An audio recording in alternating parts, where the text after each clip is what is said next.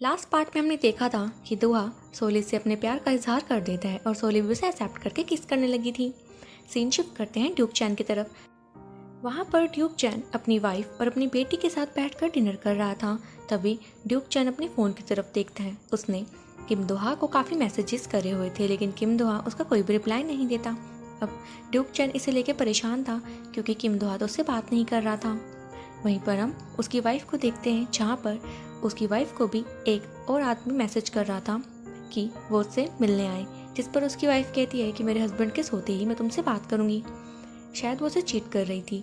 तब ड्यूक चैन अपनी ही परेशानी में था। उधर उसकी बेटी रोने लग जाती है, जिस पर ड्यूक चैन और उसकी वाइफ उसकी केयर करने लग जाते हैं। अब जैसे ही ड्यूक चैन की वाइफ अपनी बेटी को लेकर वहाँ से गई थी, ड्यूक चैन की नज़र उसकी वाइफ के फ़ोन पर पड़ती है, जहाँ पर वो आदमी उसे आई लव यू मैसेज कर रहा था। इसे देखकर ड्यूक चैन को काफ़ी हैरानी होती है। तब भी उसकी वाइफ ड्यूक चैन के पास आती है, लेकिन ड्यूक चैन ऐसे नॉर्मल बिहेव कर रहा था जैसे कि कुछ हुआ ही नहीं है, लेकिन वो अंदर से काफ़ी ज़्यादा सैड था। अब सीन शिफ्ट करते हैं और हम चार को एक रेस्टोरेंट में देखते हैं, जहाँ पर वो काफ़ी सैड लग रही थी और काफ़ी ड्रिंक भी कर लेती है। वहीं पर उसका दोस्त ओबेक आता है, जो उसे कह रहा था कि तुम इतनी ड्रिंक क्यों कर रही हो, क्या तुम ये किम दोहा के लिए कर रही हो, तुम उससे 3 घंटे के लिए मिली हो, उसके लिए इतना रोना धोना क्यों कर रही हो।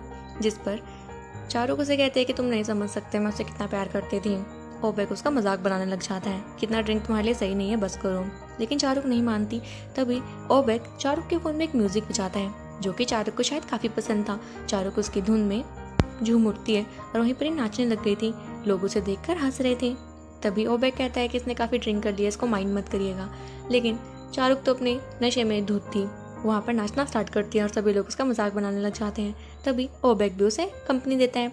वो दोनों ही वहाँ पर काफ़ी अजीब सा डांस करना स्टार्ट कर देते हैं और लोग भी उन्हें देखकर एंजॉय करने लगते हैं। वहीं दूसरी तरफ हम सियोन को देखते हैं, जो कि एक बार में आई हुई थी और वहाँ पर वो अपनी प्राइवेसी को एंजॉय कर रही थी। और वहाँ पर खड़ा हुआ वेटर सियोन को घूरने लग गया था, क्योंकि वो सेलिब्रिटी को देखकर काफ़ी एक्साइटेड हो जाता है। लेकिन तभी सियोन उसे बोलती है कि तुम मुझे घूरना बंद करोगे, जिस पर वो माफ़ी मांगता है। वहीं पर एक आदमी आता है, जो कि सियोन को ऑफर कर रहा था कि वो उसकी गर्लफ्रेंड बन जाए, और वो ये भी कहता है कि मैं तुम्हें फ़ैन की तरह नहीं, एक मैन की तरह प्रपोज कर रहा हूँ।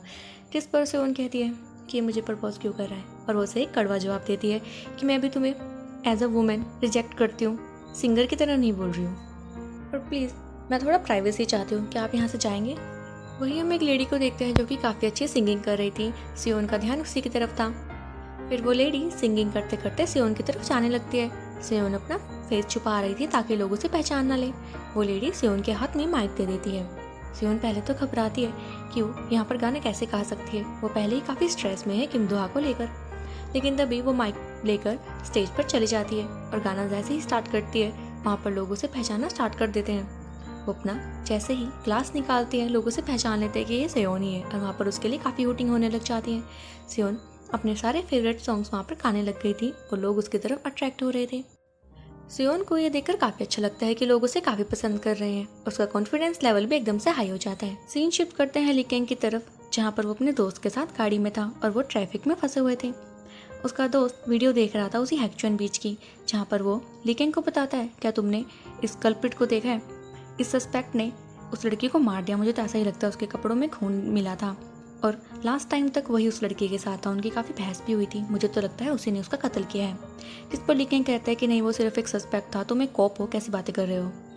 फिर वो कहता है कि तुम्हें पता है कि वो सस्पेक्ट जो भी है वो काफ़ी ज़्यादा स्मार्ट है, मैंने सुना है वो काफ़ी ज़्यादा हैंडसम भी है।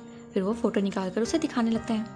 लीकेंग जैसे ही फ़ोटो देखता है वो हैरान हो जाता है, उससे पूछता है क्या यही वो लड़का है, जिस पर उसका दोस्त हाँ में जवाब देता है। अब लीकेंग काफ़ी घबरा गया था सोली के लिए, क्योंकि वो फ़ोटो किम दोहा की थी। फिर वो सोली को कॉल करने लगता है, लेकिन फ़ोन स्विच ऑफ आ रहा था।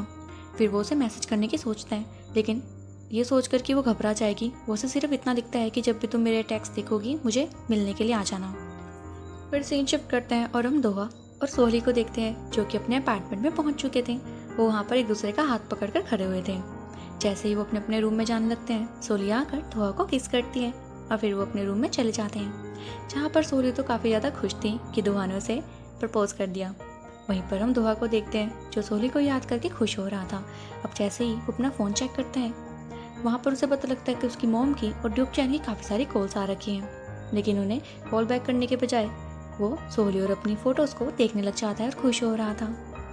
सीन शिफ्ट करते हैं और हम उसी रिपोर्टर को देखते हैं जो हमें पहले भी दिखाया जा चुका है। वो सियोन का वही सिंगिंग लाइव स्ट्रीमिंग देख रहा था। इतने में जिन वहाँ पर आ जाता है और रिपोर्टर को कह रहा था कि मैंने सुना है कि किम दोहा तो अपने घर पर रहता ही नहीं है और तुमने काफ़ी टाइम से उसके घर पर जाना भी छोड़ दिया है, तो तुम्हें पता ही होगा कि वो कहाँ पर है, जल्दी बता दो। जिस पर रिपोर्टर कहता है कि तुम मुझसे ऐसे कैसे बात कर सकते हो, तुम हो कौन, मैं तुम्हें जानता तक नहीं हूँ। तो जिन बोलता है कि हमारी ये दूसरी मीटिंग है, तो हम दोस्त तो हो ही ना। वो उसे धमकाने सा लग गया था, इसलिए वो रिपोर्टर भी डर जाता है और उसे कहता है कि सियोन, तुम्हें सियोन के पास जाना चाहिए, वो तुम्हें किम दोहा तक पहुंचा सकती है। अभी सियोन एक होटल में सिंगिंग कर रही है, तुम्हें वहाँ पर जाकर उसे मदद मांगनी चाहिए। वहीं हम सियोन को देखते हैं जो अभी भी होटल में सिंगिंग कर रही थी। तभी उसका मैनेजर वहाँ पर आता है जो उसे कहता है कि मैम काफ़ी लेट हो गया, हमें घर पर चलना चाहिए। सियोन कहती है कि एक गाना और गाने दो, लेकिन मैनेजर नहीं मानता, वो उसे वहाँ से ले जा लेता है। जैसे ही मैनेजर सियोन को घर पर छोड़ता है, वो वहाँ से गाड़ी लेकर चला गया था। तभी सियोन अपने घर के बाहर जाकर कीज निकालने ही लगी थी कि उसका एक सामान नीचे गिर जाता है। अब जैसे ही वो सामान को उठाने लगती है, पीछे से जिन उसे किडनैप कर लेता है। फिर नेक्स्ट सीन में हम सियोन को एक अंधेरे रूम में देखते हैं जहाँ पर जिन भी मौजूद था। वो काफ़ी डर गई थी ये कहीं वो उसे मार ना दे। उसे रिक्वेस्ट करती है कि तुम मुझे प्लीज़ मत मारना, तुम्हें जो भी चाहिए मैं तुम्हें दे दूंगी।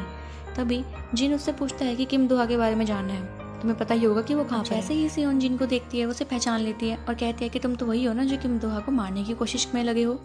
मैं तुम्हें नहीं बताऊंगी किम दोहा कहाँ पर है, तुम्हें अगर मुझे मारना है तो तुम मुझे मार सकते हो। अब उनके बीच थोड़ी हाथापाई होती है, जिस बीच जिन ये फ़ायदा उठाकर सियोन का फ़ोन ऑन कर देता है उसके फिंगरप्रिंट की मदद से, और वो सियोन के फ़ोन से किम दोहा को कॉल भी लगा देता है। अब दोहा जैसे ही कॉल उठाता है, उसे जिन की आवाज़ सुनाई देती है और पीछे से सियोन हेल्प मांग रही थी। दोहा ये सुनकर काफ़ी घबरा जाता है कि कहीं सियोन को वो कोई खतरा ना पहुंचा दे। जिन उसे लोकेशन और टाइमिंग बताता है कि तुम्हें यहाँ पर जल्दी ही पहुँचना होगा अगर तुम सियोन को जिंदा देखना चाहते हो। नेक्स्ट सीन में हम देखते हैं कि दोहा उसकी बताई हुई जगह पर टाइम से पहुँच गया था, जहाँ पर जिन आता है और दोहा से कहता है कि काफ़ी टाइम हो गया तुम्हें देखे को। दोहा कहता है कि तुम जल्दी बताओ कि सियोन कहाँ पर है। जिन उसे कहने लगता है कि मुझे दो बातों का काफ़ी दुख रहेगा हमेशा के लिए। एक वो जब चोय ने मुझे तुम्हारे बारे में बताया था और मैंने उसे मना नहीं किया तुमसे बात करने से। दूसरा वो कि तुम चोय को मारने के बाद अपनी जान बचाकर सियोल भाग कर आ गए। दोहा उसे समझाने लगता है, लेकिन जिन उसकी बात काट कर कहता है कि तुम्हारे फेस पर आज भी ऐसा एक्सप्रेशन है जैसे तुमने कुछ किया ही नहीं था। जब मेरी बहन ने तुम्हें कहा कि मुझे छोड़कर मत जाओ, मैं मर जाऊंगी, तब भी तुमने इस बात को इतना नॉर्मल लिया कि जैसे कुछ हुआ ही नहीं है। इतना कहते ही वो दोहा को हिट कर देता है। दोहा के फेस से काफ़ी खून निकलने लग गया था। वहीं हम सोली को देखते हैं जिसे कि ऐसे फील आई थी जैसे दोहा परेशानी में है, लेकिन वो दोहा और अपनी फोटोज देखते देखते फिर से सो जाती है। वहीं वापस हम किम दोहा और जिन को देखते हैं, जहाँ पर जिन दोहा को कह रहा था कि मैं तुम्हारी बॉडी के इतने टुकड़े कर दूंगा कि तुम्हारी माँ को तुम्हारे सारे टुकड़े मिल भी नहीं पाएंगे, जैसे मुझे मेरी बहन की लाश अब तक नहीं मिली है। वो उससे गुस्से में पूछता है कि तुमने उसके साथ क्या किया, जल्दी बता दो, वो कहाँ पर है, कहाँ पर है उसकी डेड बॉडी। तभी दोहा को सोली की बात याद आती है जहाँ पर उसने कहा था कि तुमने चोय को नहीं मारा। अब तो वहाँ जिन को भी यही कहता है कि मैंने उसे नहीं मारा, मैं जानता हूँ मैंने उसे काफ़ी दुख दिया है, उसके लिए मैं उससे माफ़ी भी मांग चुका था, लेकिन मैंने उसे नहीं मारा। हाँ, हम उस दिन साथ में थे, हमारी काफ़ी लड़ाई भी हुई, उसने मुझे कहा भी कि मैं मर जाऊँगी, मुझे नहीं पता था कि वो ऐसा कर लेगी। तभी जिन बोलता है कि उसके लिए तुम सब कुछ थे, उसने तुम्हारे साथ अपना फ्यूचर देखा था, जब उसने कहा कि वो मर जाएगी तो तुमने उसकी मदद क्यों नहीं करी। इस पर दोहा कहता है कि मैं ही तो नहीं था उसके लिए इम्पोर्टेंट, तुम भी तो थे, तो उसने तुम्हारा भी नहीं सोचा, तुम भी तो उसकी मदद कर सकते थे। अब जिन यहाँ पर होपलेस हो जाता है और कुछ भी नहीं कर पाता। ये कहते ही दोहा वहाँ से जाने लगता है। जाते जाते वो कहता है कि इस बात का गिल्ट मुझे पूरी उम्र रहेगा। लेकिन तभी हम देखते हैं कि जिन ने अपनी जेब से चाकू निकाल लिया था और वो दोहा की तरफ अटैक करने भागता है। दोहा जैसे ही पीछे मुड़कर देखता है तो जिन उसकी तरफ भागता हुआ आ रहा था। जिन उसे हिट करने ही वाला था कि वहाँ पर कोई आता है और दोहा की जान बचा लेता है, और वो और कोई नहीं ली कैंग ही था। अब ली कैंग जैसे ही दोहा को देखता है, दोहा से देखकर हैरान हो गया था, और इसी के साथ ये एपिसोड खत्म हो जाता है। सो फ्रेंड्स, अगर आपको ये वीडियो अच्छी लगी तो मेरे चैनल को सब्सक्राइब करना मत भूलिएगा। मिलते हैं एक न्यू वीडियो के साथ। Till then take care, good bye.